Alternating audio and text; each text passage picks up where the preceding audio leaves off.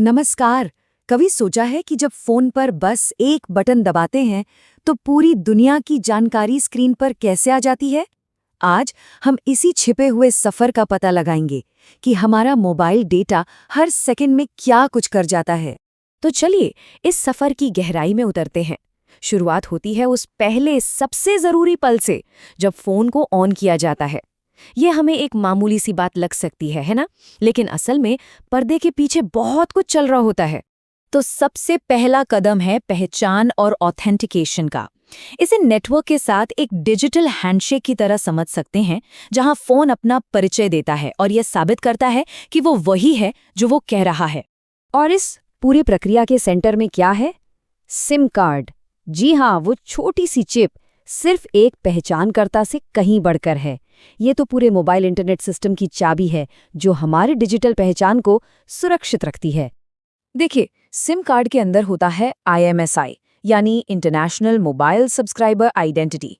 इसको एक अनोखे पहचानकर्ता के रूप में सोचें, जो दुनिया में हर एक यूजर के लिए अलग है, बिल्कुल हमारे फिंगरप्रिंट की तरह। यही वो चीज़ है जो नेटवर्क को लाखों करोड़ों की भीड़ में से हमें पहचानने में मदद करती है। ये बात इसे एकदम सही से समझाती है। SIM is equal to telecom network के लिए डिजिटल आधार।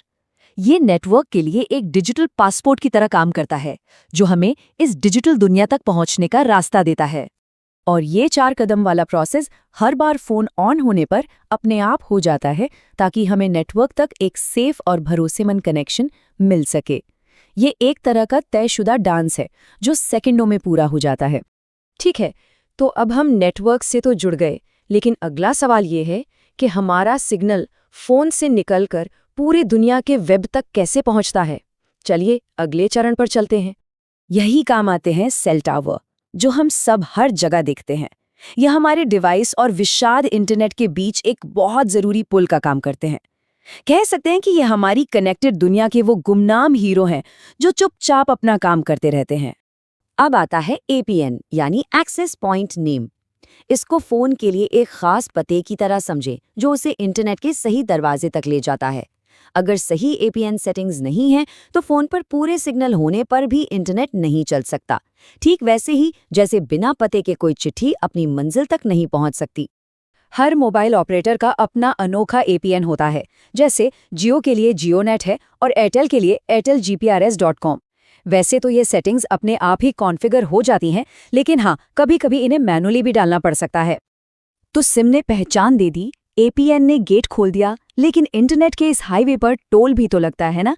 हमारा एक्टिव डेटा पैक या अनलिमिटेड प्लान ही वो टोल भरता है।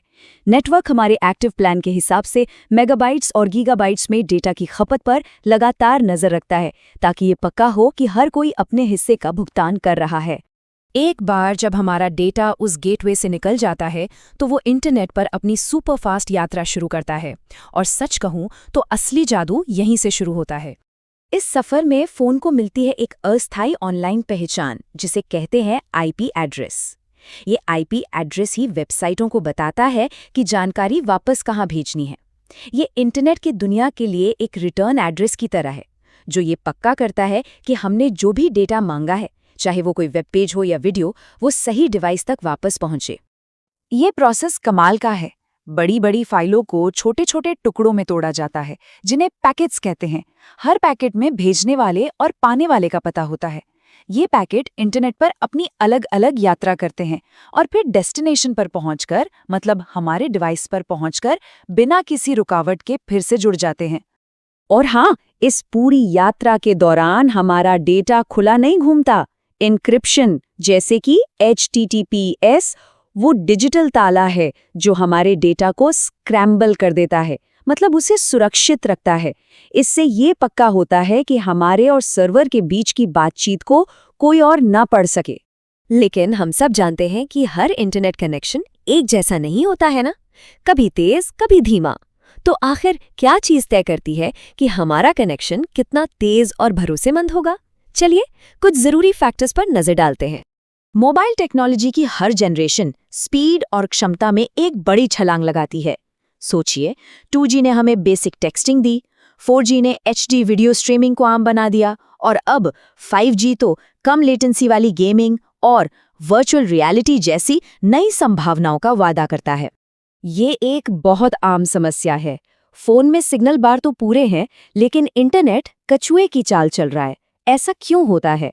असल में हाई फ्रीक्वेंसी सिग्नल स्पीड तो तेज देते हैं, लेकिन उनकी रेंज कम होती है और वो दीवारों जैसी रुकावटों से आसानी से रुक जाते हैं।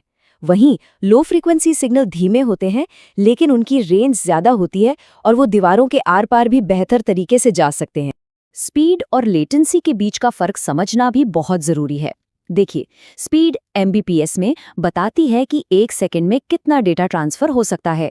ये डाउनलोडिंग और वीडियो स्ट्रीमिंग के लिए जरूरी है। वहीं लेटेंसी एमएस में वो देरी है जो डेटा को अपनी मंजिल तक पहुंचने में लगती है। ये ऑनलाइन गेमिंग और रियल टाइम रिएक्शन के लिए बहुत जरूरी है। और हाँ, फिजिकल सिम और ई सिम में भी एक फर्क है।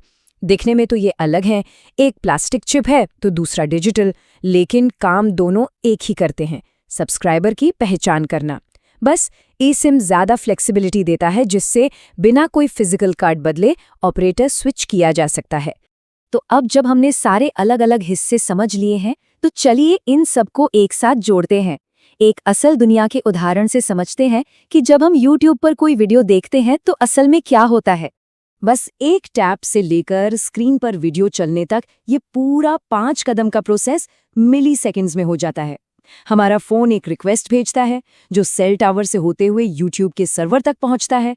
वहां से वीडियो का डेटा छोटे छोटे पैकेट्स में वापस आता है और हमारा फोन उन्हें जोड़कर वीडियो चला देता है। ये वाकई में बहुत तेज और अविश्वसनीय है। तो जैसा कि हमने देखा, मोबाइल इंटरनेट कोई एक अकेली चीज नहीं है। ये एक पूरी सिस्टम है जिसमें 5 मुख्य चीजें एक साथ मिलकर काम करती हैं। हमारा SIM, cell tower, APN, data plan और खुद नेटवर्क। तो ये था मोबाइल डेटा का गुप्त सफर, जिसका राज अब खुल चुका है। उम्मीद है कि ये जानकारी दिलचस्प लगी होगी। अगला कौन सा तकनीकी रहस्य है जिसके बारे में जानना चाहेंगे, हमें जरूर बताएं।